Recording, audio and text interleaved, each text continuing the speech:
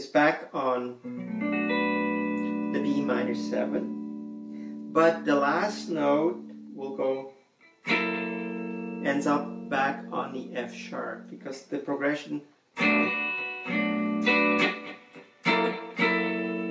so we're playing actually that lick over that little change. We'd call it a little turnaround.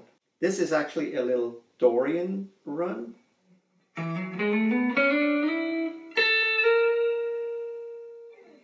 Okay, and on that note we go back to that F sharp.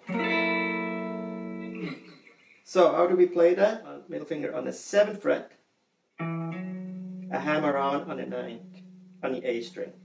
Then we go to the D string on the 6th fret, hammer on to the 7th, and then immediately hammer on the 9th.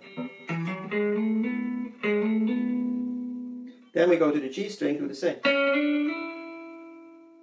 Again, from the 6th, hammer on to the 7th, and then hammer on to the 9th.